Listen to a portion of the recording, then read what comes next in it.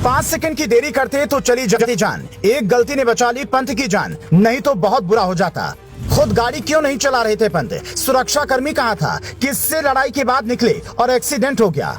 Team की meeting में हुआ था बवाल, टीम में से बाहर होने पर थे नाराज। एक्सीडेंट वाली जगह जबरन गए पंत। ऋषभ पंत क्या गाड़ी में अकेले थे? आधी रात को दिल्ली से क्यों निकले? ऐसी क्या बात हुई थी कि पंत न सिर्फ परेशान थे बल्कि अचानक रात को रुड़की के लिए निकल गए थे? 48 घंटे में कई तूफान एक साथ आए, पंत को अपने साथ ले जाना चाहते थे, पर संयोग कहिए या किस्मत, ऐसे एक्सीडेंट के बाद कोई बस्सा नहीं है। पर आज चमत्कार हुआ। एक्सीडेंट कैसे हुआ ये तो जांच का विषय है, पर हम जो आपको बताने वाले हैं वो आपको हैरानी में डाल देगा। पिछले कुछ दिनों से पंत की जिंदगी में कुछ भी ठीक नहीं चल रहा है। एक के बाद एक झटके ने उन्हें तोड़ दिया था। कई रिसर्च में दावा किया जाता है कि इंसान अपनी परिस्थितियों के बारे में सोचते हुए गाड़ी चलाता है तो एक्सीडेंट के चांस 80% बढ़ जाते हैं। हमारे पास पुख्ता जानकारी है कि पंत अपने घर 29 की रात को नहीं बल्कि 30 की रात को निकलने वाले थे ताकि मां को वो सरप्राइज दे पाएं। पर अचानक 29 की रात को ही दिल्ली से रुड़की निकलने के पीछे की वजह क्या हो सकती है? बीसीसीआई ने 2 दिन पहले उप कप्तानी, वनडे और T20 से जगह चुनी थी, लेकिन उसके भी 4 दिन पहले एक घटना हुई थी जिस पर शायद आपकी नजर पड़ी हो। बांग्लादेश और भारत के बीच आखिरी टेस्ट के तीसरे दिन शाम को भारत के धड़ाधड़ विकेट गिर गए। कुछ ओवर ही बचे थे, पंत को बैटिंग करने आना था, लेकिन वहां कुछ ऐसा हुआ जिसका जिक्र करना यहाँ जरूरी है। अपने YouTube चैनल पर स्पिनर रविचंद्र अश्विन ने खुद खुलासा किया कि पंत किसी बात से इतने परेशान थे कि बैटिंग की बारी आई तो वो बल्लेबाजी करने नहीं गए बल्कि मुंह पर तौलिया डालकर कोच और कैप्टन की बात को अनसुना कर दिया। வந்துட்டு விக்கெட் விழுந்துட்டே இருந்தது, பாட கட்டே இருந்தாரு. விக்ரம் பாஜி போயிட்டு விராட்ட கேட்டாரு, நைட் வாட்ச்மேன் வேணுமா அப்படின்னாரு. நான் நைட் வாட்ச்மேன் நான் பாத்துக்கிறேன் அப்படின்னாரு. ரிஷப் பண்ட் என்ன சொன்னாரு, அப்படியே அவர் என்ன பண்ணாரு, ட்ரெஸ்ஸிங் ரூம்ல ரிலாக்ஸ்டா அப்படி டவலை மண்டை மேல போட்டுட்டாரு. அப்படி போட்டு அப்படியே உட்காந்துருப்பாரு.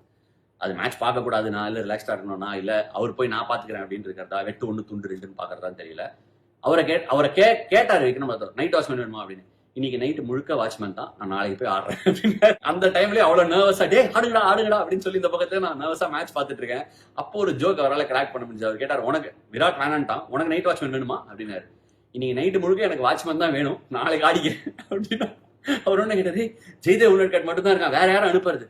ஆஷ் பாய் அனுப்புங்க, அவனை அனுப்புங்க, இவனை அனுப்புங்க, நாளை காலைல போய்க்கிறேன் அப்படின்னா। जब एक्सीडेंट के बाद पंत गाड़ी से बाहर निकले तो उनके शरीर पर कोई जैकेट या स्वेटर नहीं था। एक वीडियो में देखा जा सकता है कि वो जमीन पर बिना कपड़े के ही पड़े हैं और उन्हें उठाने की कोशिश की जा रही है। दरअसल दावा किया जा रहा है कि कार का शीशा तोड़ा गया और उन्हें बाहर निकाला गया। 5 सेकंड की देरी होती तो पंत कभी बाहर न निकल पाते, क्योंकि एक्सीडेंट के 2 मिनट बाद ही करोड़ों की मर्सिडीज कार जलकर खाक हो गई। ऋषभ पंत को बैंगलोर NCA की रिहैब में ले जाना था। साल 2022 में पंत के ऊपर एक काल था जिसका सीधा संकेत आपको यहाँ मिलेगा। पंत की राशि है तुला और तुला राशि के लिए 30 दिसंबर बिल्कुल भी ठीक नहीं होने वाला था। राशि के मुताबिक तुला राशि के जातकों को शरीर के पिछले हिस्से पर चोट लगेगी और पंत को वहीं सबसे ज्यादा चोट लगी। कहते हैं कि जो लिखा है वो होगा और ठीक वही होगा। ऋषभ पंत के लिए साल 2022 सबसे बुरा साल था और जाते जाते रंग भी दिखा गया।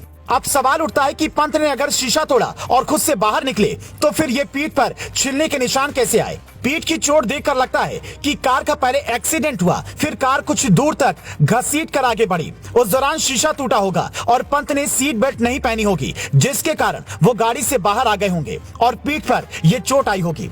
यानी हमारी जानकारी के मुताबिक ऋषभ पंत ने सीट बेल्ट नहीं लगाई थी। अगर उन्होंने सीट बेल्ट लगाई होती तो शायद आज पंत हमारे बीच नहीं होते। इसलिए कई बार कुछ नहीं करना भी जिंदगी बचाने के लिए काफी होता है।